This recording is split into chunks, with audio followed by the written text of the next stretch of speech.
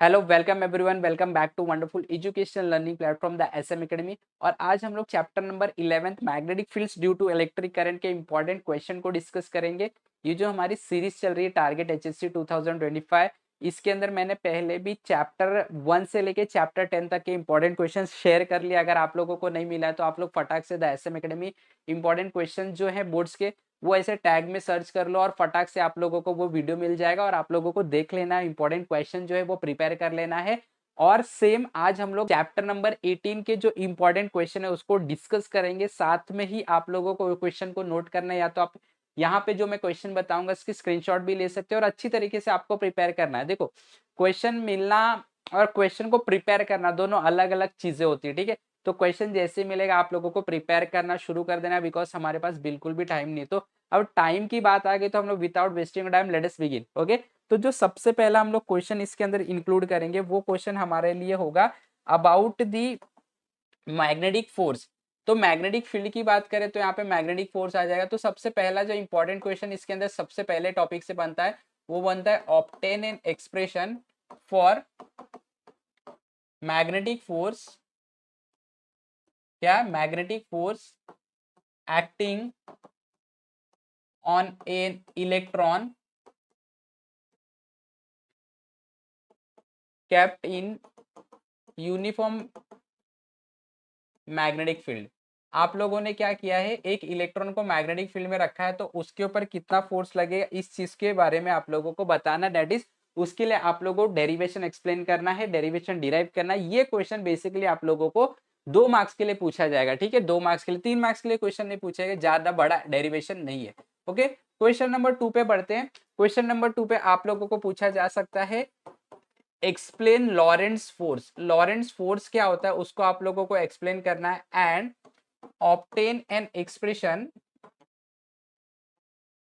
Obtain an expression for force acting on a straight wire, straight wire carrying current kept in magnetic field B. एक wire है, straight wire जिसके अंदर current flow है, उसको मैंने magnetic field में रख दिया। तो मैग्नेटिक फील्ड उसके ऊपर कितना फोर्स लगाया, दैट इज लॉरेंट्स फोर्स, उसके लिए डेरिवेशन डिराइव करना है। तो बेसिकली यहाँ पे जो फोर्स लगाया जाएगा वो फोर्स के लिए कुछ डेरिवेशन है, F is equal to something. वो डेरिवेशन को आप लोगों को क्या करना है, क्या करना है, प्रूफ करना है। तो बेसिकली अगर मैं आपको बता दूं तो कोई भी वायर अगर स्ट्रेट वायर को आप मैग्नेटिक फील्ड में रखोगे उसके ऊपर फोर्स लगता है B into I into L, जहाँ पे बी का मतलब होता है कौन से मैग्नेटिक फील्ड में रखा है, आई का मतलब होता है उस वायर में से कितना करंट फ्लो रहा है, और एल का मतलब होता है उस वायर का लेंथ कितना है। तो इसके लिए डेरिवेशन है F is equal to B into I into L. वो डेरिवेशन आपको प्रूफ करना है। अगला आ जाएंगे ड्रॉ एंड एक्सप्लेन। यहाँ पे हम लोग को एक्सप्लेन करना है, ड्रॉ भी करना है। बहुत इंपॉर्टेंट डायग्राम है जिसको बोलते हैं साइक्लोट्रॉन एक्सेलरेटर। साइक्लोट्रॉन एक्सेलरेटर का डायग्राम ड्रॉ करना है और आप लोगों को कंस्ट्रक्शन और वर्किंग भी एक्सप्लेन करना है। तो ये क्वेश्चन आप लोगों को 3 मार्क्स के लिए पूछे जाएंगे। सिर्फ डायग्राम पूछा गया तो 2 मार्क्स के लिए पूछा जाएगा। ये वाला क्वेश्चन भी आपको 2 मार्क्स के लिए पूछा जाएगा। चलो अगले क्वेश्चन की तरफ बढ़ते, ज्यादा टाइम वेस्ट नहीं करेंगे। क्वेश्चन नंबर जो 4th होगा वो क्वेश्चन होगा बेसिकली साइक्लोट्रॉन के ऊपर नहीं, लॉरेंस फोर्स के ऊपर बना लेते हैं। टॉर्क एक्टिंग यानी कि एक्सप्रेशन आपको डिराइव करना है। यहाँ पे मैं पहले डिराइव लिख देता हूँ, derive an expression, derive an expression for torque acting on a rectangular current carrying loop, rectangular current carrying loop kept in magnetic field, kept in magnetic field and its rotational axis perpendicular to the field, perpendicular to the field। तो ये derivation है। ये derivation basically आप लोगों को 3 marks के लिए पूछा जा सकता है। यहाँ पे आप लोगों को टॉर्क कितना, किसी भी रेक्टेंगुलर शेप के वायर में अगर करंट फ्लो रहा है उसको मैग्नेटिक फील्ड में रखा है तो उसके ऊपर कितना टॉर्क काम करता है, ये आप लोगों को फाइंड करना है। इसका इंपॉर्टेंट डेरिवेशन है, ठीक है। तो ये है। इसके बाद आ जाता है इसी डेरिवेशन के प्रिंसिपल पे एप्लीकेशन है जिसको बोलते हैं explain moving coil galvanometer. Explain moving coil galvanometer, आप लोगों को एक्सप्लेन करना मतलब डायग्राम भी ड्रॉ करना है, एंड शो दैट, और एक डेरिवेशन है, show that the current through the galvanometer, जो भी करंट गैल्वेनोमीटर से जा रहा है, थ्रू दी गैल्वेनोमीटर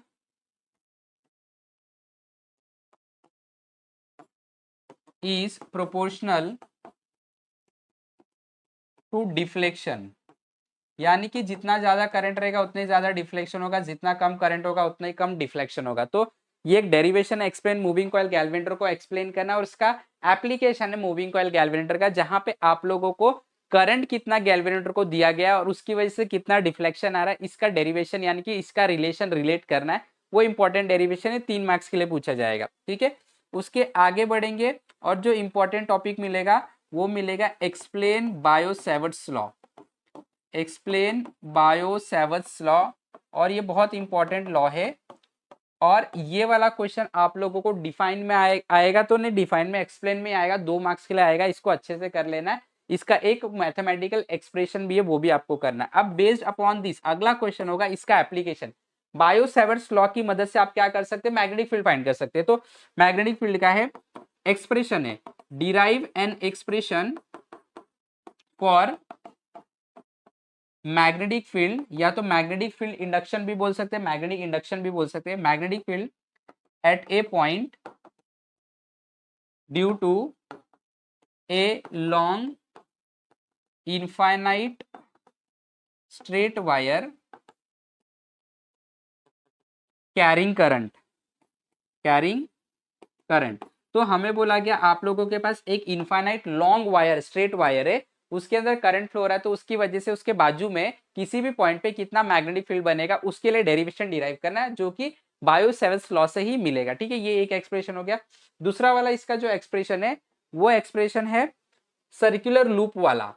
ठीक है, तो उसके लिए आप लोगों को क्वेश्चन पूछा जा सकता है, डिराइव एन एक्सप्रेशन, या तो obtain an expression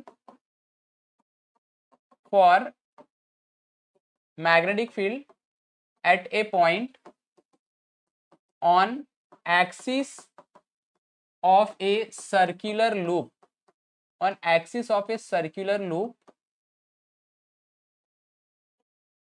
carrying current, यानी कि हमें बोल रहा है हमारे पास एक सर्कुलर लूप है, इसमें से करंट फ्लो रहा है, तो इसकी जो एक्सिस है, एक्सिस पे किसी पॉइंट पे कितना मैग्नेटिक फील्ड होगा उसका डेरिवेशन डिराइव करना। अगेन ये डेरिवेशन बायो सेवर्ट्स लॉ के नियम से ही सॉल्व होगा। ठीक है, अब अगला आते हैं हम लोग, बहुत इंपॉर्टेंट, डिफाइन एंड एक्सप्लेन, या तो define amperes circuital law, amperes circuital law.